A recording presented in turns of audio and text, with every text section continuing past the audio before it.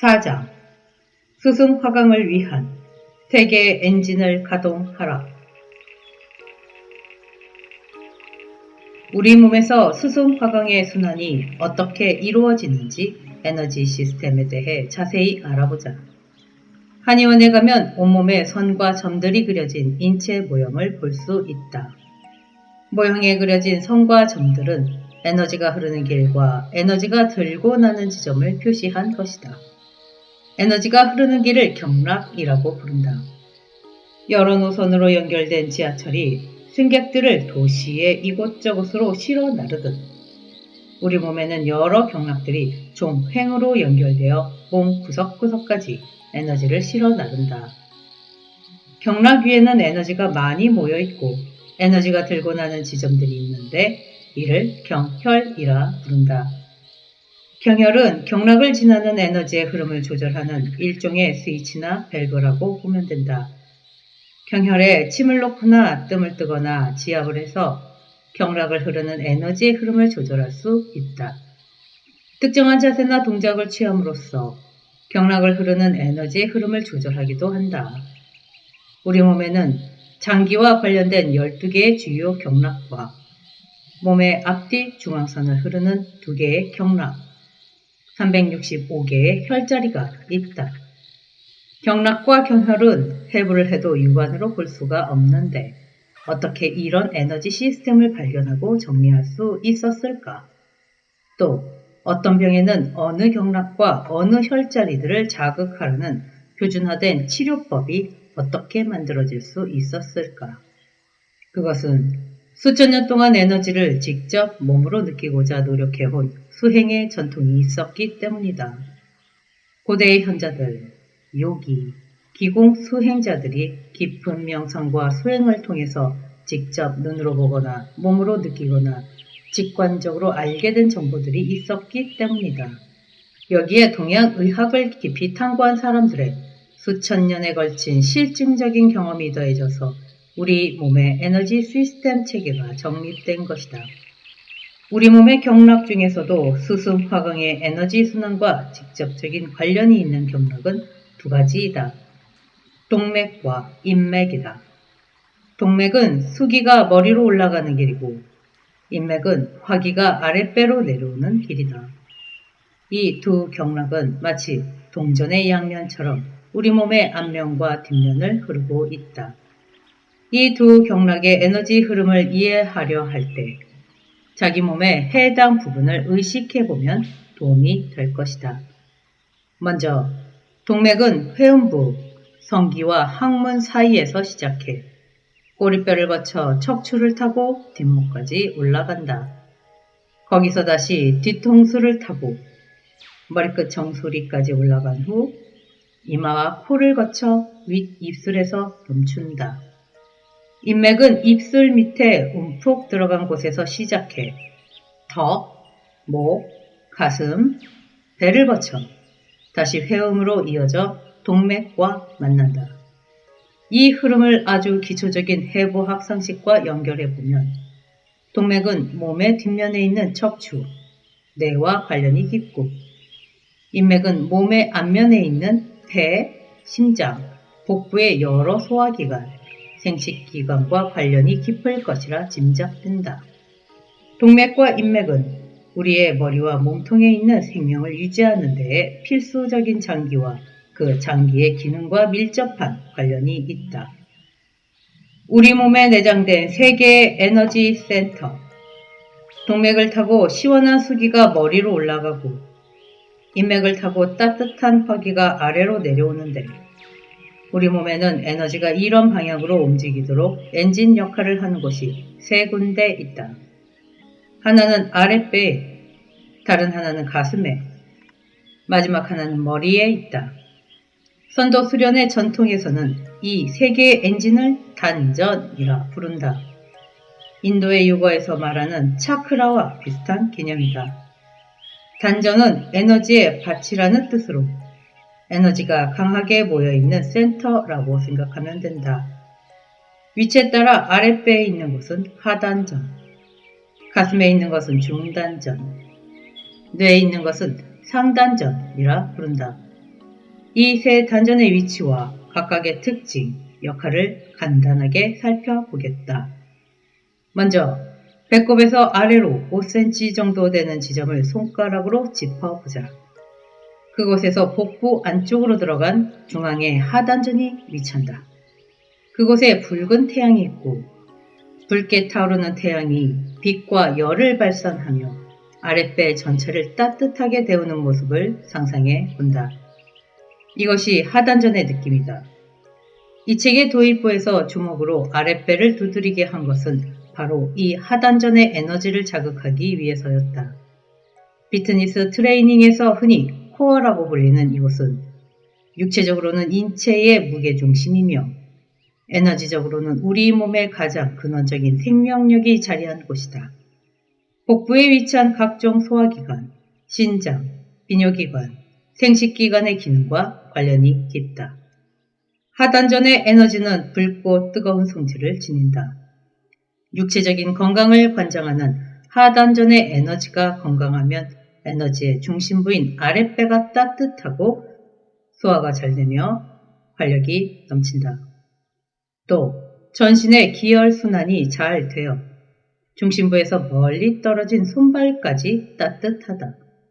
몸의 활력이 떨어지거나 소화기관이나 생식기관이 약하고 설사를 자주 하는 사람은 하단전의 에너지가 약해서 아랫배가 차다.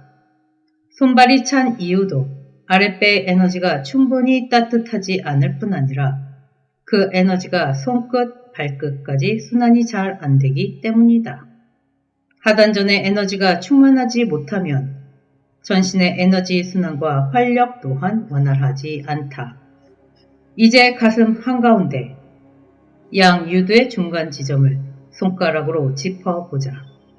거기서 가슴 안쪽으로 들어간 중앙에 중단전이 위치한다. 그곳에 아름다운 황금색 꽃이 활짝 피어나 가슴을 환한 빛으로 채우는 모습을 상상해보자. 중단전의 에너지는 황금색을 띠며 너무 차갑지도 뜨겁지도 않은 따뜻한 성질을 지니고 있다. 감정 활동을 총괄하는 중단전의 에너지가 활성화하면 자신감과 생기가 넘치고 감정을 조화롭게 조절하고 활용할 수 있다. 반면 중단전의 에너지가 약하면 감정 기복이 심하고 부정적인 감정에 휩싸이기 쉽다. 또 긴장감, 압박감, 답답함을 느끼며 호흡이 얕고 가쁘다. 이제 이마의 양 눈썹 사이, 부처의 이마에 보석이 박힌 지점, 흔히 제3의 눈이라 불리는 지점을 손가락으로 짚어보자. 거기서 머릿속으로 들어간 뇌의 중앙에 상단전이 위치한다. 머릿속 중앙에서 푸른 별이 찬란한 빛을 뿜으며 머릿속을 환하게 밝히는 모습을 상상해보자. 상단전의 에너지는 푸른색을 띠고 시원한 성질을 지닌다. 이곳의 에너지는 우리의 정신적, 영적 활동을 총괄한다. 상단전의 에너지가 활성화했을 때는 의식이 맑고 밝아져 지혜와 직관력, 통찰력 등이 개발된다. 상단전의 에너지가 약하면 머리가 막지 않고 집중력이 떨어지며 창조적인 아이디어도 잘 떠오르지 않는다. 배는 따뜻하게, 가슴은 편안하게, 머리는 시원하게. 이 세 개의 단전이 어떻게 스승화강의 에너지 순환에서 엔진 역할을 하는 것일까? 이 세 개의 에너지 센터 중에서 가장 기본이 되는 것은 하단전이다. 하단전은 우리 몸의 에너지 시스템에서 석탑의 기단처럼 무게 중심 역할을 한다.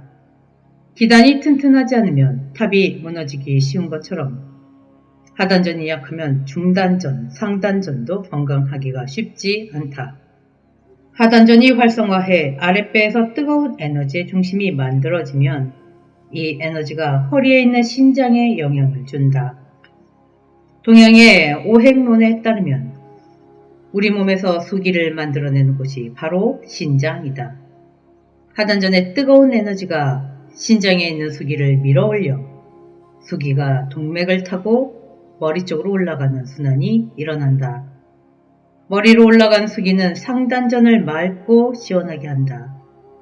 맑은 수기로 활성화한 상단전은 뇌 전체를 상쾌하게 하며 이 수기가 아래로 내려가 눈을 촉촉하게 하고 얼굴에 윤기가 돌게 하며 입에 침이 고이게 한다. 여러 복잡한 정신활동으로 열받은 뇌에 쌓였던 화기를 몸통 쪽으로 밀어내린다.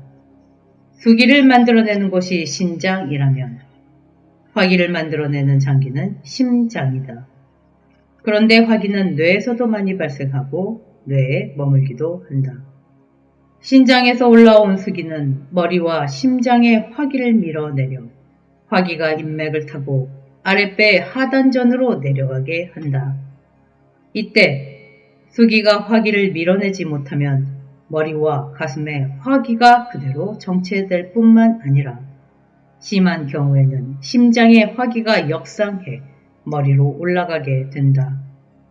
머리와 가슴에서 내려온 화기는 하단전에 쌓여 복부에 있는 여러 장기들로 전달되고 신장의 수기를 동맥으로 밀어 올린다. 이것이 인맥과 동맥, 상중 하단전이 함께 일하면서 만들어내는 수승, 화강의 에너지 흐름이다.